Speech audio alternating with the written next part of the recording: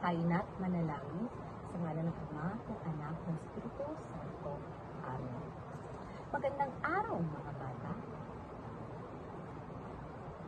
Bago kayo umupo, pulutin niyo muna ang mga basura sa inyong mga upuan at manahimik.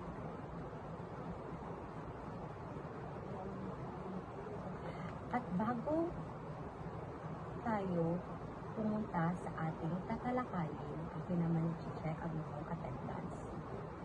Kung may lumiban ba, Sandara Arat, Ginidal Bilangoy, magaling, lahat ay naririto. At ako ay nagagalak na naririto kayong lahat. Kahapon, ano ang ating tinalakay? Okay, Ana? Magaling. Ang ating tinalakay kahapon ay pangalan. Magaling. Bigyan natin si Ana ng 3 palakpak. 1, 2, 3. Ngayon naman, bago tayo dumako sa ating tatalakayin ngayong umaga, gusto ko munang basahin ninyo ang ating alituntunin sa klase. Maayos ba yun mga bata? Magaling. Ngayon, ang ating alituntunin sa klase ay makinig ng mabuti sa talakayan. Maupo ng maayos. Itaas ang kanang kamay kung may katanungan. Makinig bahagi sa mga gawain. Klaro ba yun mga bata? Kung klaro, itaas ang kanang kamay. Mabuti, klaro. Ngayon naman, sa inyong gawain,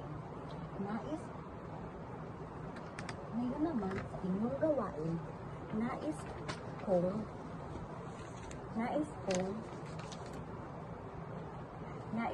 kulayan ninyo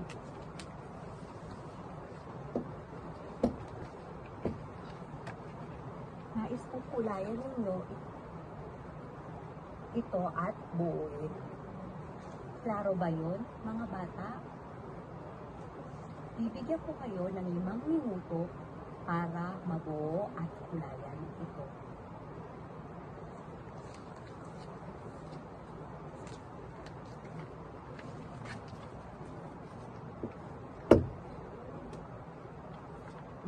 Madaling mga bata at mabuo nyo at nakulayan ang ating gawain.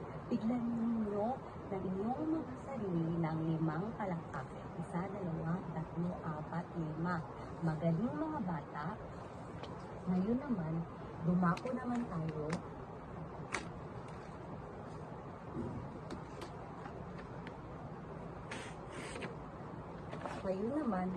naman tayo sa ating layunin. Gusto kong basahin nyo ang ating layunin ngayong araw. Klaro ba yun mga bata? Magaling. Layunin. Pagkatapos ng talakayan, ang mag-aaral ay inaasahang natutukoy at maipapaliwanag ang alamat, nakakapagbahagi ng mensahe o aral ng nakabasang alamat ng isinasagot ng mga tanong at tungkol sa aksa. Klaro ba yun mga bata? Kung klaro, pumalakpak ng 2 beses. Mabuti. Ngayon naman, bago ko sabihin sa inyo, ano ba ang ating tatalakayin ngayong araw? May idea ba kayo? Okay, Ana? Malapit. Ngayon, ang ating tatalakayin ay alamat. Nakabasa na ba kayo ng alamat? Okay, Rico, nakabasa ka na ba? Hindi pa. Ngayon, atin ang alamin kung ano ang alamat.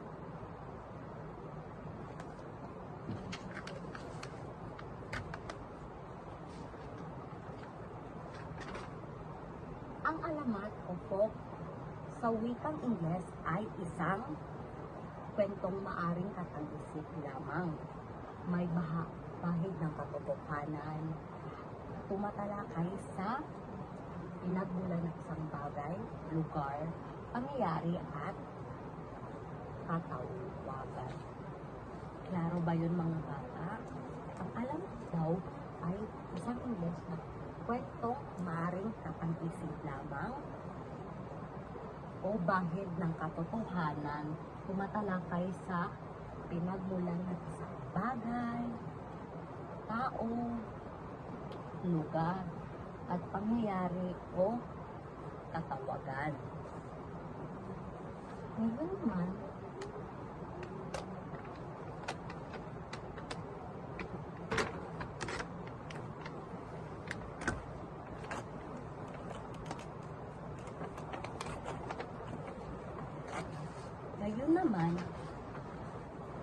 gusto ko makinig kayo at ako ay magbabasa ng isang alamat.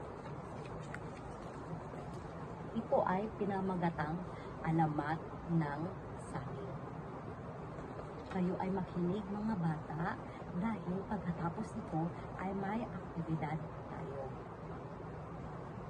Maayos ba yung mga bata? Kayo lahat manahimik at makinig kay Teacher Diana.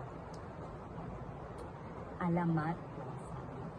Noong unang panahon sa isang nayon ay may magkasintahang sina Juan at Aging.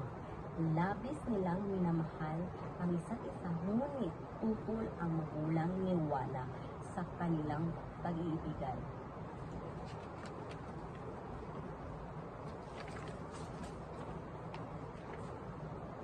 Isang araw, naabutan sila ng masamang Juana. Biglang itong nagayit at hinabol ng taga si Aging. Naabutan ng ama si Juana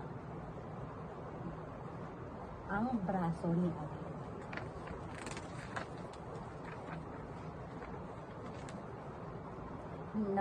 Magmula noon,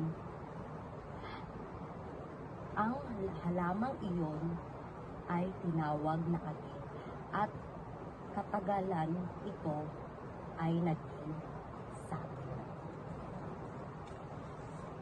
Ngayon, nakinig ba kayo sa kwento mga bata? Sino ang mga bida sa kwento? Kay Ana?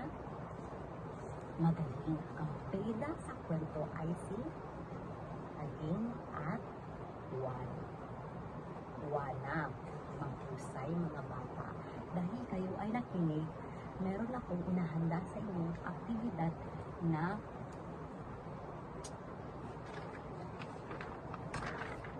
nais ko sagutan ninyo ito sa isang buong papel. Sumulat kayo ng bilang 1 hanggang 5 at ilagay ang titik ng tamang sagot. Klaro ba yun mga bata? Mahusay.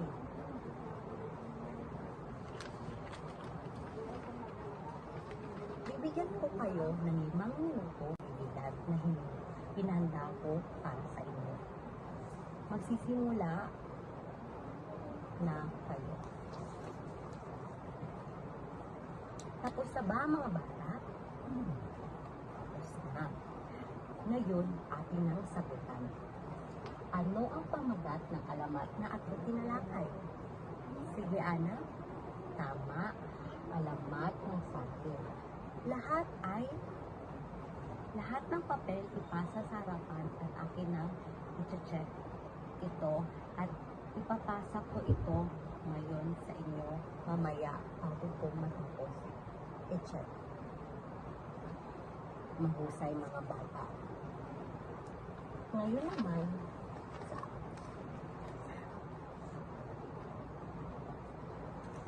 naman sa ating tatalakayin ngayong araw.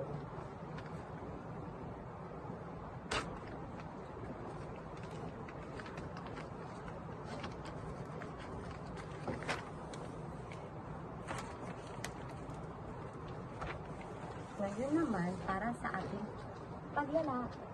pagtataya, sagutan ang mga katanungan at maaari nyo lang itong sagutan sa 5 minuto sa buong papel at ipasa sa harap. Tapos na ba mga bata? Magaling. Akin nang kukolektahin ang inyong gawain. Ngayon, dahil wala na tayong oras, meron akong inanda sa inyo na takdang aralin na inyong sasagutan sa inyong pamamahay. At ipapasa ito